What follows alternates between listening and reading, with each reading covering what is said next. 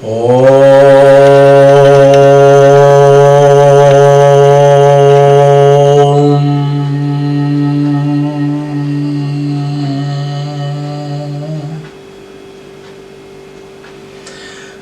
Sunil Gupta YouTube की channel yoga एक विचारधारा पर आप सभी का स्वागत करता हूं। सभी को नमस्कार। पीछे हमने आपको स्नायु प्रणाली नर्वस सिस्टम के बारे में जानकारी दी थी, क्योंकि जब तक हमारे को शरीर के बारे में कैसे कैसे रचनाएं पता नहीं चलेगा, तब तक हम योग के माध्यम से अपने शरीर को कैसे स्वस्थ करेंगे। तो यह जानकारी देना बहुत ज़रूरी है। तो आगे हम आज बात करते हैं ग्रंथि प्रणाली की। तो ग्रंथि प्रणाली को ग्लैंडुलर सिस्टम भी बोलते हैं। इनके मार्गों के अनुसार इन्हें दो भागों में बांटा जा सकता है। वाहिनी युक्त ग्रंथि, जिसको हम डक्ट ग्लैंड भी कहते हैं, यह शरीर में ऐसे स्राव बनाती है जो हमारे शरीर के अंदर सहायक होते हैं, जैसे कि जिगर, तिल्ली, लार, अंगनाशय, रस आदि। अंतःस्रावी ग्रंथियाँ, वाहिनीहीन ग्रंथियाँ, डक्टलेस ग्लैंड्स। ग्रंथियों से कोई भी वाहिनी नाड़ी बाहर नहीं निकलती। इनमें रुधिर वाहिकाओं द्वारा बड़ी मात्रा में रुधिर पहुंचता है। रुधिर को हम रक्त भी बोलते हैं। इनमें जो रासायनिक स्राव उत्पन्न होते हैं वे सीधे इनमें फैली रुधिर कोशिकाओं की दीवारों के साथ में मिलकर रुधिर कोशिकाओं में फैलती है। इन ग्रंथियों को हार्मोन्स भी कहते हैं, जो हमारे शरीर के लिए अत्यंत आवश्यक है। अब हम बात करते हैं कि ये जो ग्रंथियां हैं ये हमारे चक्रों के पास में स्थित होती हैं। तो इसके अंदर में पहली जो है वो हमारी आज्ञा चक्र आता है। आज्ञा चक्र के पास में पीनियल ग्रंथि व पिट्यूटरी ग्रंथि स्थित है। अब हम बात करते हैं विशुद्धि चक्र की। तो विशुद्धि चक्र के पास में हमारे थायराइड, पैराथायराइड ग्रंथि स्थित है। अब हम बात करते हैं अनाहत चक्र की। अनाहत चक्र के पास में हमारी थाइमस ग्रंथि स्थित है। अब बात करते हैं मणिपुर चक्र की। तो यहाँ पर हमारी एड्रिनल, तिल्ली, लीवर, अंगनाशय, गुर्दे। अब हम बात करते हैं स्वादिष्टान चक्र की। तो यहाँ पर हमारी शुक्र ग्रंथि व डिम्ब ग्रंथि स्थित है। अब इसमें ये ग्रंथियों की जानकारी कैसे कैसे किस प्रकार काम करती है, इनके लिए कौन सा आसन, कौन सा प्राणायाम जो इनको प्रभावित करती है, तो ये मुख्य ग्रंथि जो है उसके अंदर में ये सब आती है जो आपको चक्रों के पास ज्ञान करा। इसमें जैसे पीनियल ग्रंथि, पिट्यूटरी ग्रंथि, थायराइड ग्रंथि, पैराथायराइड ग्रंथि, थाइमस ग्रंथि और एड्रिनल ग्रंथि। इनके बारे में विस्तार से आपको अगली वीडियो में बताएंगे। आज के लिए ये ग्रंथि का एक भाग कंप्लीट किया। इस तरह से 5 भागों में ये कंप्लीट होगा। तो आप इसको समझें और इसके बारे में पूरी जानकारी लें। अब हम बात करते हैं कि पेट के बारे में। पीछे हमने वीडियो बनाए थे 6 नंबर, 9 नंबर और 15 नंबर। तो इसके अंदर में पेट को कम करने की बात कही थी, क्योंकि पेट जब हमारा लेवल पे आ जाएगा तो फैटी नहीं होगा, तो उस समय हमारे जितने भी अंदर की, चाहे किडनी है, चाहे गुर्दे है, चाहे हमारे यहाँ पे लीवर है, चाहे हमारी पैनक्रियाज है, चाहे बड़ी आंत है और चाहे छोटी आंत है, तो ये जितने भी पार्ट्स हैं हमारे, ये सारे के सारे स्वस्थ जब ही होंगे जब हमारा पेट हमारा ठीक होगा।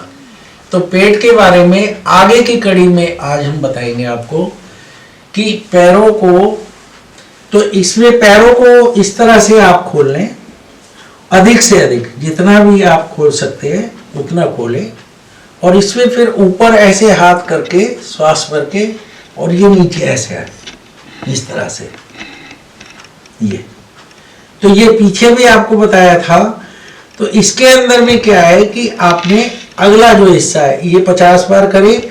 अगला हिस्सा इस तरह से, ये हाथ पीछे जाएगा कमर के, और ये श्वास भर के अंगूठे को ये पकड़े और नाक को घुटने पर लगाए इस तरह से, ऐसे बारी बारी, ये इस तरह से पूरा इसके अंदर में आप झुकें, ताकि आपकी ये जो साइड की जो है चर्बी जो है वो सेट होने लगे। तो इस तरह से जब हम करेंगे तो हमारा साइड का जो फैट है वो कम होगा और पेट हमारा लेवल पे आने लगेगा। और पीछे कमर का जो हिस्सा ये वाला, ये भी हमारा जो खींचते हम, तो ये कंट्रोल में आएगा और धीरे धीरे पूरा शरीर हमारा अच्छी तरह से कार्य करेगा। ये तो 40 बार कम से कम 50 बार करें इसको, इधर इधर। तो एक, जैसे ये गिना हमने, तो ये एक ही गिना जाएगा ऐसे, फिर दो, फिर दो, ये। तो जो इस तरह से करेंगे तो 50-60 बार करें, इस तरह करें तो 50 तक करें, आगे भी बढ़ा सकते हैं आप, ठीक है। तो ये रियाज आपने करना है। उसके बाद में फिर आपने क्या करना है, पेट की कड़ी के अंदर ही पैरों को सीधा कर ले, और इसके अंदर में फिर हाथ ऊपर और बारी बारी ऐसे करें, पीछे बताया था। लेकिन आज इसमें क्या करेंगे कि यहां से आप पकड़ लें, पैर ये सीधे रहेंगे, इस तरह से पैरों को पकड़े, और फिर यहाँ पे पूरा हिस्सा पेट का ऐसे ऊपर नीचे, ऊपर नीचे, ऊपर नीचे, ऊपर नीचे, ऐसे। तो 30-40 बार ऐसे ऐसे करें। तो इससे ये हिस्सा दबेगा हमारा और ये पिघलने लगेगा, तो ये धीरे धीरे सेट हो जाएगा। तो ये तो हुई पेट की कम करने की बात। अब इसमें आसनों द्वारा भी हमारा पेट सेट होता है। तो आज आपको एक तो पादुतानासन का अभ्यास कराएंगे और एक पवन मुक्त आसन का। पवन मुक्त आसन से क्या होता है कि सारे ये जो पार्ट है हमारे वो दबते हैं और वायु विकार भी हमारा ठीक होता है। जैसे लोगों को एसिडिटी वगैरह होती है, वो कहते हैं कि पेट ठीक नहीं रहता, तो इसके लिए नाम ही इसका पवन मुक्त आसन रखा गया है। तो आज हम आपको पवन मुक्त आसन का अभ्यास कराएंगे और पादुतानासन का। तो ये कैसे होते हैं ये देखें। इस तरह से लेट जाए और दोनों पैरों को ऐसे मोड़ लें और यहां से ऐसे ग्रिप बना लें, ठीक है। और इसको धीरे धीरे श्वास भर के पेट को दबाएं, ऐसे पूरी तरह से। हाथ ऐसे रहेंगे, सही पोज ये जब ही बनेगा।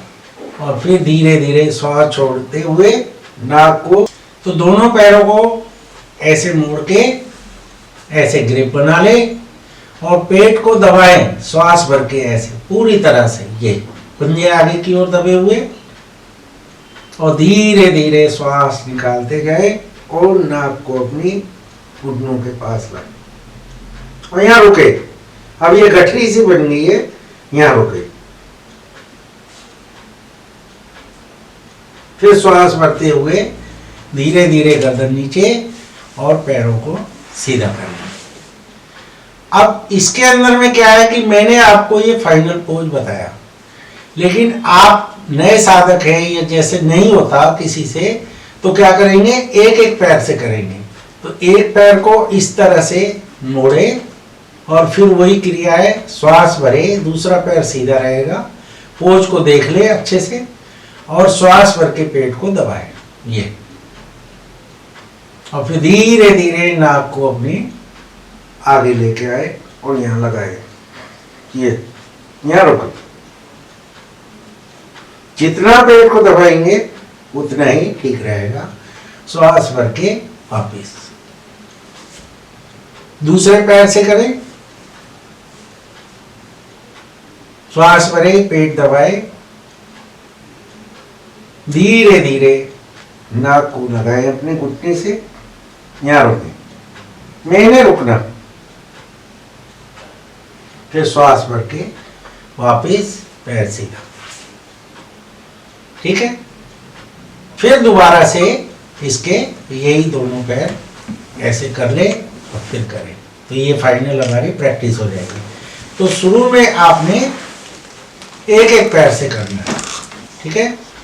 तो इसके अंदर में क्या होगा कि आपके जो है ये हिस्सा दबेगा एक पैर से, दूसरे से ये होगा, फिर आपके अंदर में उतनी पावर आ जाएगी कि आप दोनों पैरों से एक साथ कर सकें।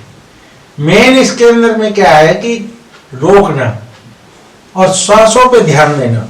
लोग क्या है कि ऐसे ही करा देते पोज बनाओ, नहीं।